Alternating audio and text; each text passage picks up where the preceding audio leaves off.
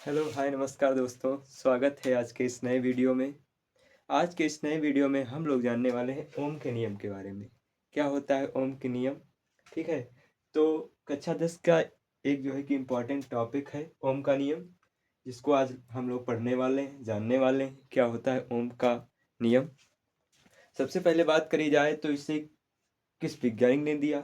ओम लिखा हुआ है तो ओम का नियम है। तो ओम सर जॉर्ज साइमन नाम था इनका पूरा, सर जॉर्ज साइमन ओम ने इस नियम को दिया था। मेन बात तो ये हो जाती है।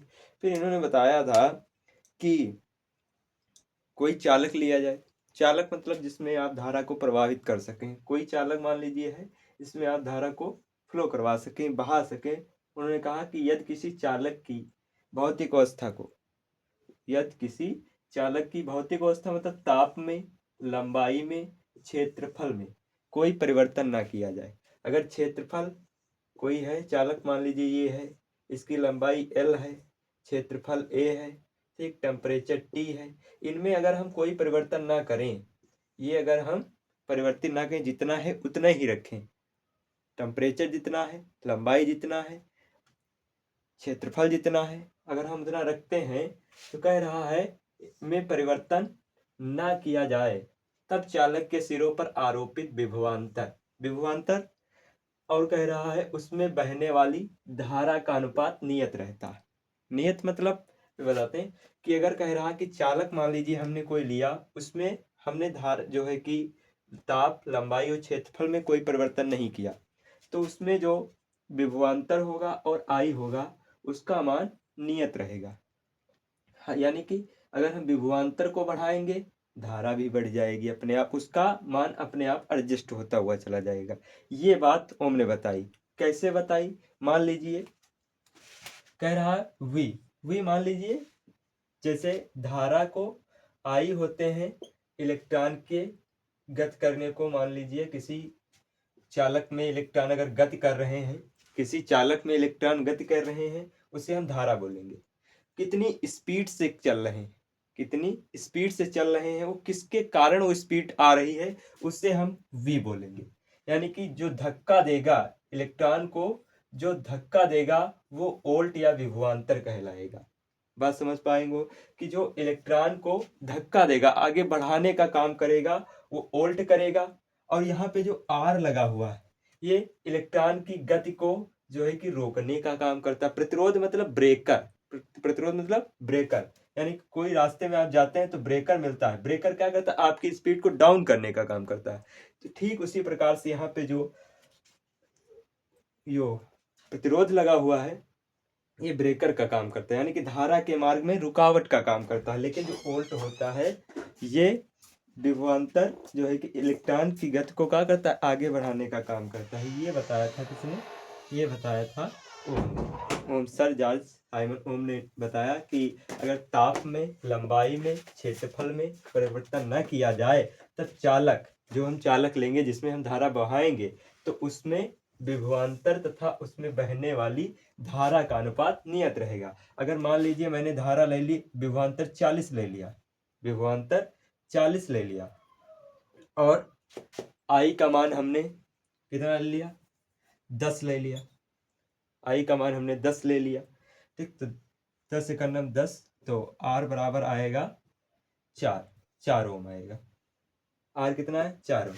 अगर हमने मान लीजिए आर जो है कि आर का मान निकालना है, विभवांतर हमने 80 ले लिया, धारा अपने आप कितनी हो जाएगी? 20 हो जाएगी।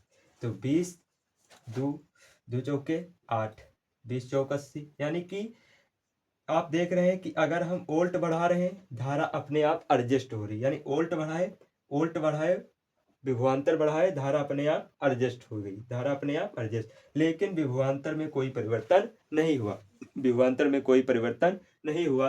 और यही जो है कि ओम का नियम। अगर धारा बढ़ेगी, धारा जो है कि एडजस्ट होगी विभवांतर के बढ़ने पर, यानी कि हम विभवांतर को बढ़ाएंगे, धारा अपने आप ऑटोमेटिक बढ़ती है। कोई धक्का लगाएगा तुम्हारे, कोई तुमको जो है कि धक्के के साथ आगे बढ़ा, जाहिर सी बात है आपका मान बढ़ते चला जाएगा, आपकी स्पीड बढ़ती चली जाएगी। ठीक उसी प्रकार से अगर हम वोल्टेज बढ़ाएंगे तो धारा अपने आप जो है कि इंक्रीज होते हुए आगे बढ़ती चली जाती। आई होप कि ये बात समझ में आई होगी।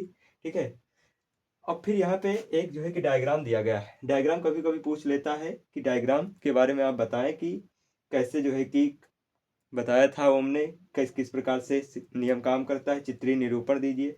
तो उसमें सबसे पहले एक बैटरी को, जिससे आप करंट को फ्लो करवाएंगे, एक प्रतिरोध। और प्रतिरोध क्यों लगाया जाता है मैंने बता दिया कि प्रतिरोध धारा के मार्ग को रोकने के लिए, यानी ब्रेकर के उसके बहाव को कम करने के लिए प्रतिरोध का काम किया जाता है। यहाँ पे वोल्ट मीटर लगा, वोल्ट मीटर को आगे फिट किया गया क्योंकि कितने वोल्ट यहाँ पे धारा प्रवाहित करी गई है उसको बताएगा वोल्ट मीटर। फिर जब वोल्ट दिया गया तो जाहिर सी बात है थोड़ी दूर पे धारा तेज हो जाएगी ना, तो यहाँ पे धारा मापी गई कि यहाँ पे एमीटर लगा हुआ। एमीटर मतलब एमीटर धारा को बताएगा, वोल्ट मीटर विभवांतर को बताएगा। ये बात ध्यान रखिएगा। ठीक है, यहाँ पे वी विभवांतर होता है, इसको वोल्ट में मापा जाता है। आई धारा होती है, इसे एम्पियर में मापा जाता है। आर प्रतिरोध होता है, इसे ओम में मापा जाता है। ये चीजें दिमाग में एकदम बिठा लेना। यहाँ पे एम्पियर जो है कि धारा को मापा गया। फिर नीचे आप देख रहे हैं यहाँ पे रेजिस्टेंस लगा हुआ RH, ये जो है कि धारा जो है कि नियंत्रक होता है, कम ज्यादा करने वाला। ठीक है, जैसे पंखा में पीछे देखे होंगे आप कि जो है कि एक स्विच लगा होता है, जिसको 1 2 3 नंबर पे खींचते तो सबसे तेज, फिर उससे धीरे, फिर उससे धीरे आप कर सकते हैं। ठीक उसी प्रकार से यहाँ पे इसका काम होता है कि उस धारा के मान को कम किया जा सके, घटाया जा सके, बढ़ाया जा सके, रेजिस्टेंस का काम होता है। ठीक, और एम्पियर का जो है कि धारा मापने में, और वोल्ट मीटर का विभवांतर मापने में, प्रतिरोध धारा के मार्ग को रुकावट के लिए, कि मतलब जो खटका लगाया जाता है, खटका वही कुंजी जिसको बोलते हैं। यहाँ पे डॉट दिखाया गया है, यानी कि ये क्या है, बंद है, एकदम जुड़ा हुआ। ठीक है, और ये बैटरी। आई होप कि जो है कि ओम का नियम समझ में आएगा। इसे जॉर्ज साइमन ओम ने दिया था।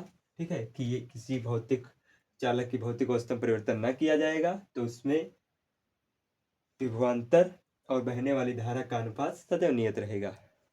थैंक यू, शुक्रिया, मिलते हैं अगली वीडियो में। धन्यवाद।